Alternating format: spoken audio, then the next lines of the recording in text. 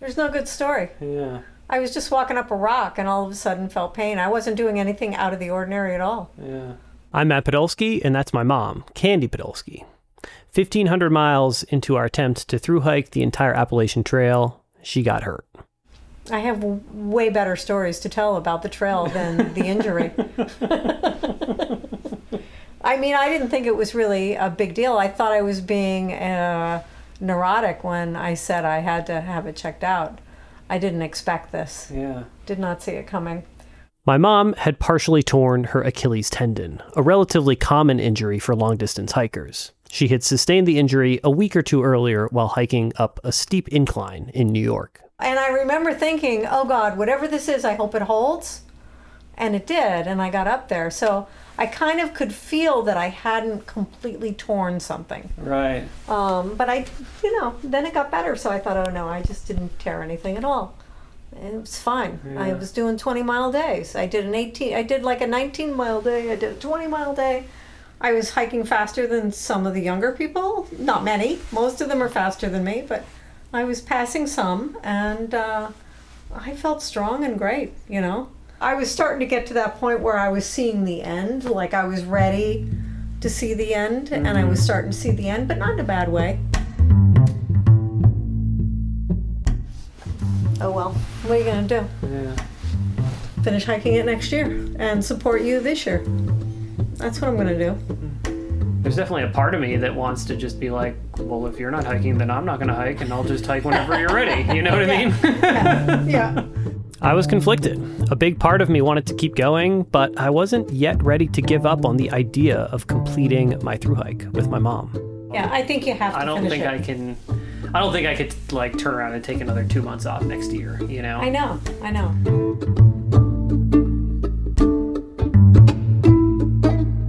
3/4 of the folks who attempt an Appalachian Trail thru hike drop out before they finish. Lots of people quit early on in the hike when they first start to understand the rigors of long-distance hiking. But my mom had shown enormous grit and determination in the first stages of our hike, proving that she could overcome a serious knee injury and undertake a remarkable physical challenge at age 66. I feel like I accomplished something pretty monumental. Yeah. Even if I weren't ever to do another hike again, I hiked almost 1,500 miles. Yeah. That's saying something, It's true. My mom would have to stay off trail for at least 3 weeks, possibly more. I decided to keep hiking, but soon I would face a physical challenge of my own. Oh gosh, I don't feel fantastic. And I would soon learn about another physical barrier from the Appalachian Trail's past, a dispute that almost forced a closure of a key section of the trail. Nobody's told me about any Native American reservation that the trail actually passes through. This is Common Land, a show about the Appalachian Trail. In this episode, we explore some of the physical barriers that stop Appalachian Trail thru hikers in their tracks.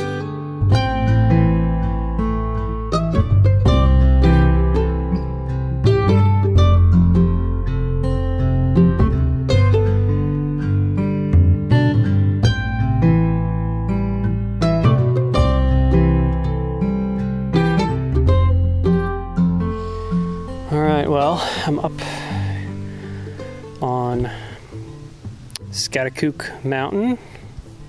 I believe that's how it's pronounced. I'm not 100% sure. Schaghticoke.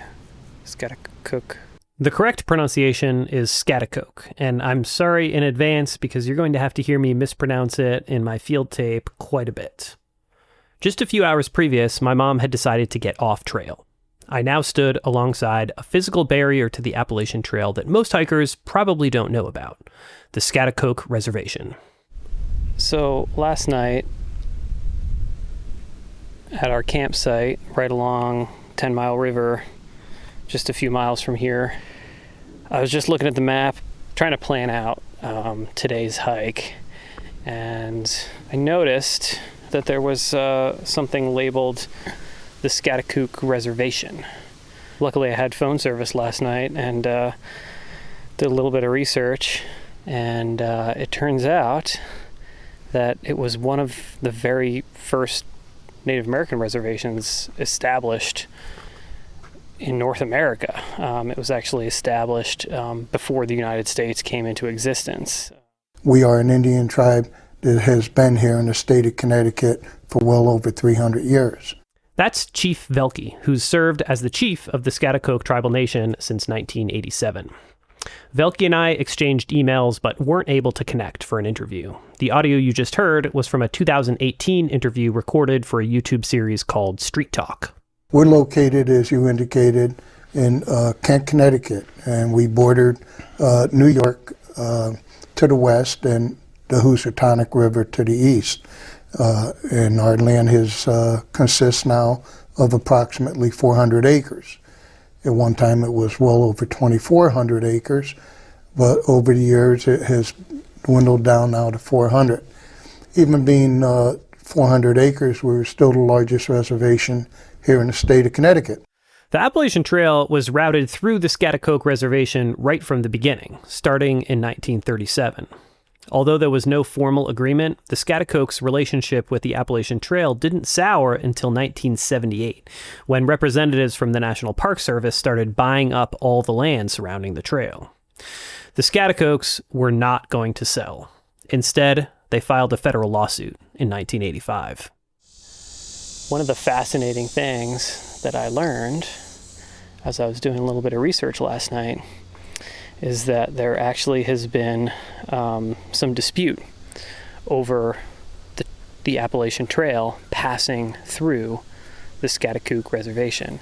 That lawsuit was dismissed by the judge, but the Schaghticoke Tribal Nation wasn't done fighting. By the year 2000, Chief Velke was in the midst of a decades-long battle to petition the United States government for federal recognition. Although they have been recognized by the state of Connecticut since before the American Revolution, they still weren't acknowledged as a federally recognized tribe. So in June of the year 2000, Velke announced that the Schaghticoke Tribal Nation would be temporarily closing the portion of the Appalachian Trail that passed through their land as a way to protest the federal government's inaction in granting the tribe federally recognized status. The protest was canceled at the last minute when Connecticut Attorney General Richard Blumenthal agreed to meet with Velke and discuss his concerns. 4 years later, the Schaghticoke Tribal Nation gained federal recognition, only to have their recognition rescinded just a year later. So they fought tooth and nail in 2003 to 2005 to get us overturned, and they were successful. The state of Connecticut was successful in having our positive determination reversed into a negative. And the main reason why this took place was because the state of Connecticut did not want a third casino in the state.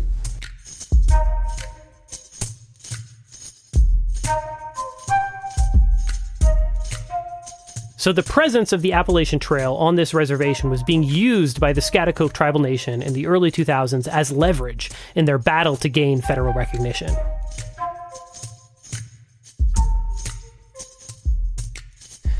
Well, I'm walking on the Appalachian Trail here, right along the border of Connecticut and New York, and came across this little sign posted along the trail that says Schaghticoke Mountain AT relocation. The next 1.4 miles of the AT have been relocated to provide a permanently protected trail. The relocation runs northbound from just south of the New York-Connecticut state line to just north of the Schaghticoke campsite. So yeah, the old trail has been totally covered by logs and branches so that it's basically impassable. So nobody will take that section of the trail and walk through the reservation. We did a relatively large relocation to take the AT off of Schaghticoke Indian Reservation land in Kent, Connecticut. That's Dave Boone, the chair of the Trails Committee for the Connecticut chapter of the Appalachian Mountain Club. The tribe was seeking federal recognition. They've been trying that for decades to get that recognition. And with the trail on their reservation land, they were still, have the ability to say, we don't want this anymore, and then we would really be stuck. So the Park Service was very helpful. we had a number of reviews of botanical, environmental, and an important one, because it's so close to the reservation land, was a cultural assessment done by Park Service archaeologists. And we had the opportunity to go up there with tribal members. And to me, it was a real eye-opener, because there were things going back thousands of years that were cultural structures or items to them. To me, it might look like a pile of rock, but to these people who know what it means and what it implies, that was a real eye-opener for me to have that experience and be with those folks as they were looking at these things. So I think we finished that in 2021. So after decades of contention between the Schaghticoke Tribal Nation and the AT, the trail was finally rerouted around the reservation just the year before I hiked through in 2022. But I think that over the years, we've made real progress and have a much stronger relationship with the tribe. And I think a lot of it is due to the work during that relocation and meeting face to face and, walking the relocation with tribal members. And I would think that went a long way to help appreciate each other. The relocation worked out great for everyone. Honestly, I think the tribe was glad to have the AT off their land. I mean, it's also interesting that they put a map on the sign and the reservation is not labeled on the map. There are lots of signs and historical markers along the Appalachian Trail. You can learn about Civil War battles while hiking through Maryland and about the history of the Park Service while hiking through the Smoky Mountains. But as several of our guests have pointed out, other aspects of American history don't get as much attention. So when I reached this point in the trail, I was keenly aware of the lack of information that was provided about the Schaghticoke Reservation. We didn't put any signs up regarding why the relocation was done or mention of the tribe. But I don't think that was intentional. I don't think was our priority, really.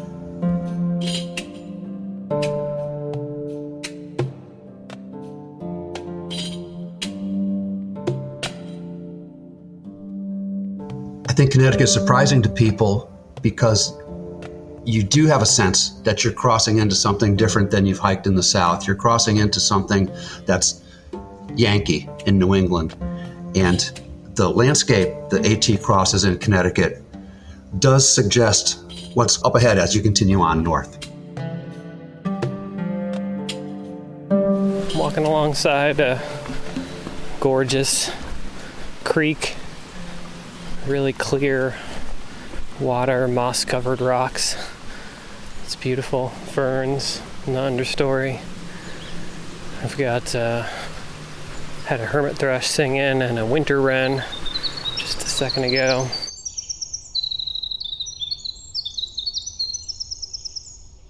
As I approached Massachusetts, the state where I grew up, I could feel the difference that Dave was talking about.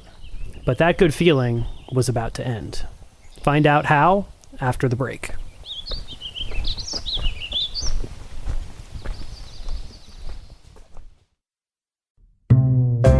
Hey there, adventurers. Are you ready to hit the trail this season? If so, check out Big Agnes, the mother of comfort. Whether you're backpacking, car camping, or sleeping under the stars in your backyard, Big Agnes gear is built for comfort without compromise. Their award-winning sleeping bags, pads, and tents are lightweight, durable, and feel like home, no matter where you roam. Say goodbye to cold, stiff nights, and hello to plush, cozy sleep in the wild or your backyard. Find Big Agnes at an outdoor retailer near you or at bigagnes.com and feel the difference. Big Agnes, comfort built for the backcountry.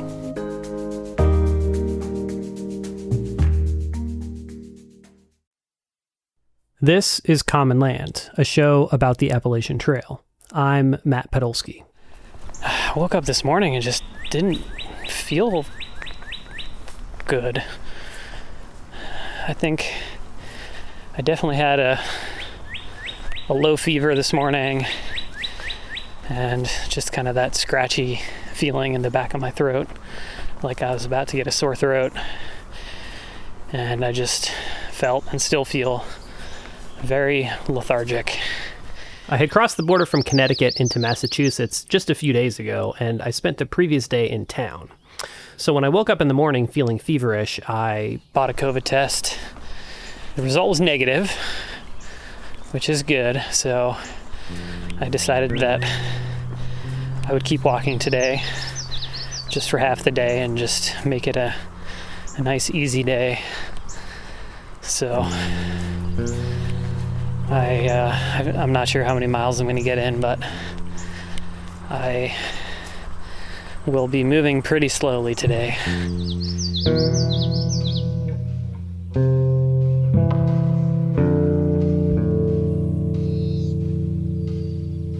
It's sort of sinking in, I guess, that it's possible that the rest of this hike for me is going to be a solo hike. And oh gosh, it sucks that I feel like right now. Yeah, this is definitely the lowest point on the hike.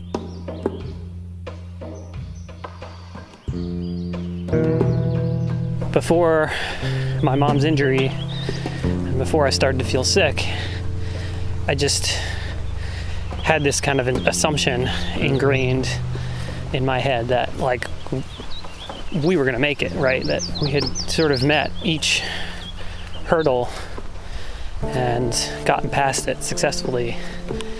And then this situation just kind of took both of us by surprise, both me and my mom. And now I really understand how people could make it this far and drop out and give up. Because even though I've done the majority of the trail, I know that the hardest sections of the trail are ahead of me. Just the fact that I feel like right now just makes that feel really daunting.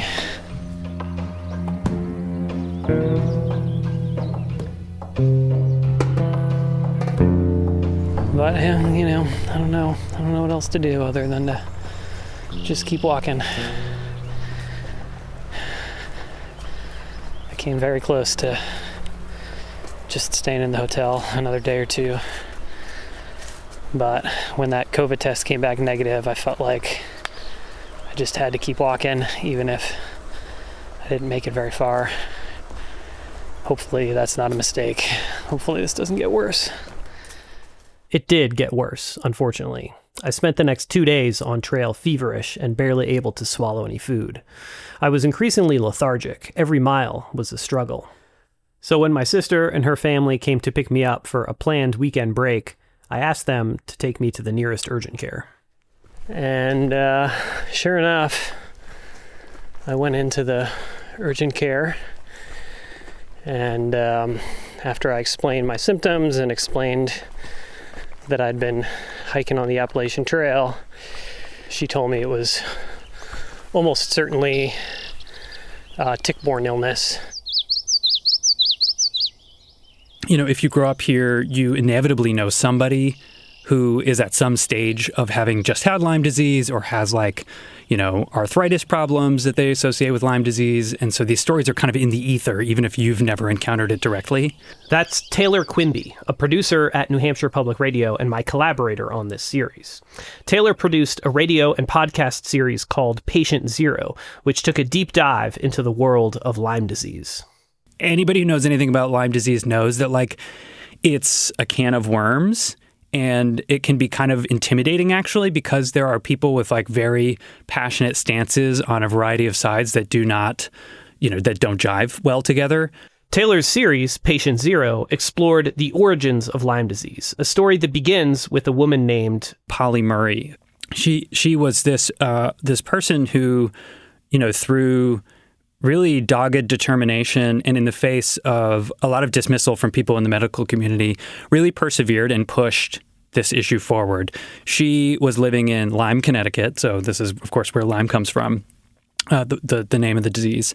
And she has 4 kids. She was there with her husband. They all basically started to have this constellation of symptoms, things that we would recognize now, swollen joints, aches and pangs, fatigue, and, saw a number of doctors who really said, basically, you're just depressed, Polly. Like, this isn't a real thing. And ultimately, against the advice of her family doctor, she ended up calling the Connecticut State Health Authorities and got connected with a doctor by the name of Dr. Alan Steer. And then the two of them kind of collaborated. She was able to bring her notes and give all of the information she had gathered to him. He and a number of other people, obviously, I'm like condensing a lot of history here, went on to do the initial investigations that kind of outlined what then was called Lyme arthritis. Those first cases of Lyme disease, then known as Lyme arthritis, occurred in the 1970s. Since then, Lyme has exploded across the northeastern U.S. and beyond, causing disruption and controversy in the healthcare system. Because it's so important to start treatment for Lyme with antibiotics right away before the disease progresses, they prescribed those antibiotics immediately, the doxycycline or whatever it is. This is one of the most important things to know about Lyme disease. Without immediate treatment with antibiotics, people who contract Lyme disease can wind up with debilitating symptoms that last for months or years. I was extremely lucky to have seen a doctor that recognized the importance of getting me on antibiotics immediately. Many, many others haven't been so lucky. Doctors want an objective measure. So if you have a very well-defined rash that fits the sort of Lyme stereotype, right off the bat, again, you will almost certainly get diagnosed correctly if you are, in one of these New England states, for example. But not all rashes look exactly the same. And in fact, some people don't get any rashes at all.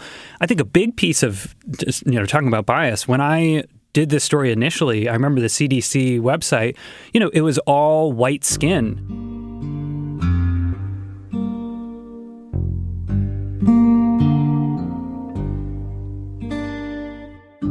The healthcare system is riddled with biases, especially when it comes to Lyme disease. In addition to biases based on skin color, there are also geographic biases. In areas where Lyme disease is less common, patients are less likely to be diagnosed correctly. And this bias is complicated by the fact that Lyme is on the move. The disease has been expanding into new environments since the 70s, driven by a number of factors. Development is a huge, huge piece of the puzzle here. When you take a big patch of forest and you start cutting cul-de-sac after cul-de-sac into these wooded areas, those are spaces that white-footed mice absolutely love. And those mice are a huge, huge part of the life cycle for these ticks that spread Lyme disease. Development into wooded areas also increases the likelihood that you'll wind up picking up ticks, not just on a hike, but in your backyard. But it isn't just development that is driving changes in the spread and prevalence of Lyme. Climate change is playing an outsized role. You've been seeing a real measurable rise in Lyme rates in southern parts of Canada, where previously weather conditions were just not great for ticks. We see how the world is changing because of climate change. We can make guesses about what that's going to mean for Lyme disease and other tick-borne illness. We have these different ways of trying to intervene, but all of them have pros and cons, and in many cases are just not as effective as we'd like. And then so much of it seems to come back down to our own behavior and the idea that, we could really use a vaccine, and you got to put your socks over your pants.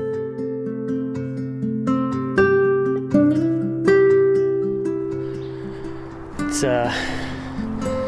day 2 of hiking after starting to take the antibiotics for Lyme disease.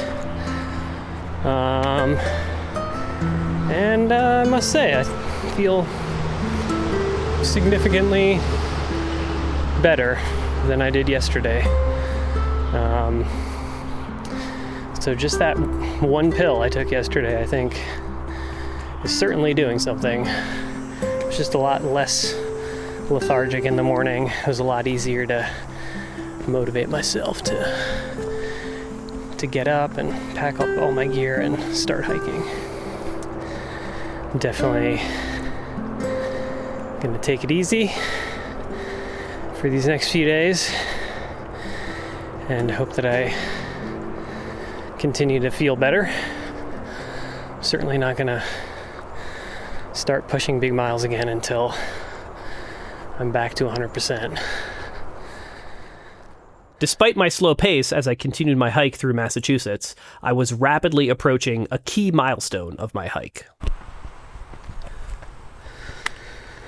All right, well, it's August 2nd. I'm in Cheshire, Massachusetts, which is the town where I started my first long hike 19 years ago, which means that I just hiked the last mile of the AT. I've hiked every single mile of the trail. In the summer of 2003, after my freshman year of college, I convinced two of my friends to join me on a 600-mile-long backpacking trip. We began our trip in Cheshire, Mass., climbing Mount Greylock, and finished at Katahdin 2 months later. It was my first foray into the world of long-distance hiking, and it planted the seed of desire to thru-hike the entire trail. Everything I do from here on out is a repeat. But I'm not going to stop. I'm going to keep going and try to finish this thru hike. And I know how difficult these last 600 miles are. The antibiotics have definitely kicked in. I would not say I'm at 100% quite yet, but maybe 80.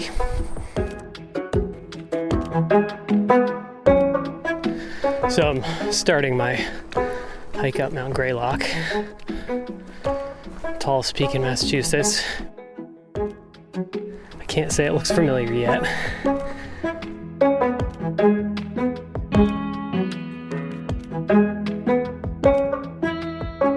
By the time I reached Mount Greylock, just 3 days after being diagnosed with Lyme disease, I had discovered a new energy and motivation to hike.